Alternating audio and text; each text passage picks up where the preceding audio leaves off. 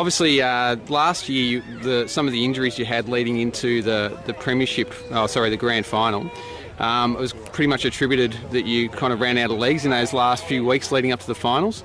Lots of injuries again this year. Are you kind of surprised to find yourself sitting on top of the ladder? Or? Oh, no, we haven't looked at the ladder at all, to be honest. Injuries are an unfortunate part of footy. Most sides have got them. We've had a bit of bad luck, but we feel that the guys that we've had out there have been building quite nicely, and it's also given some younger guys a bit of opportunity as well, which they've stood up and taken. So. And you think your side's strong enough to win the flag this year? Oh, absolutely. Yeah, I think we are. But again, we're not even going to bother looking that far ahead. You know, maybe we did last year, maybe we didn't, but last year's done and dusted. So again, it's about focusing on the opportunities that are there for the group that's available. And having said that, we're going to get some guys back after the break as well. So the injury situation won't be as dire as maybe it seems on the outside.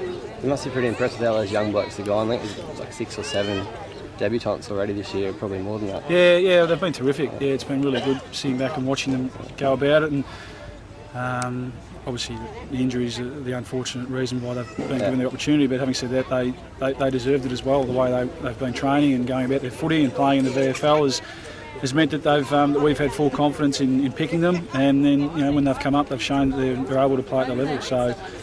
That's been the real positive out of the first half of the year. It gives you a bit of depth if it happens again in another 2-3 months or so when it. Yeah, as I said, injuries are an unfortunate part of footy, and all teams have got them. So usually in the second half of the year, every side's depth's tested. So it's been nice to get a few games of the young guys early on.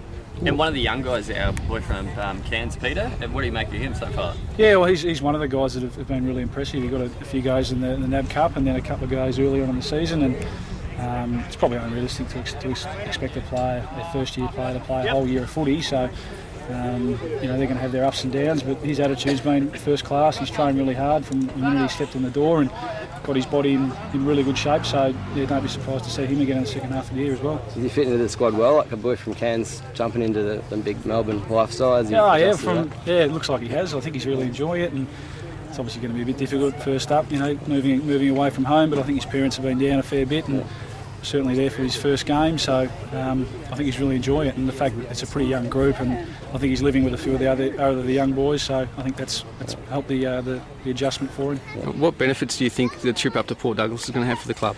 I guess physical and mental. Obviously, the weather's been fantastic. It's been nice to escape the cold Melbourne weather and get a bit of sun on the body, and disappointed not to be able to be training today. Actually, it's a beautiful day for it, so the boys will run around and in good spirits today and freshen up. And also we've had a couple of chats within the group about resetting for the second half of the year and setting some goals and where we want to head. So so far so good, and I think a few of the guys' partners are coming up today as well, so that we have a bit of family time as well. So tick a lot of boxes for us. What else have you been doing? Give us a bit of a rundown of the activity. We had a day off yesterday, and that was, blokes had the option to go and have a bit of golf if they wanted. I think a few of the guys went out onto the reef who hadn't done that before and loved that experience, and the majority of the guys just sort of laid around and relaxed and enjoyed the sun and a bit of a swim and hit the beach, and exactly, I think what everyone else does in Port Douglas, what everyone else seems to be doing. So as I said, it's ticked most of the boxes. It's been good.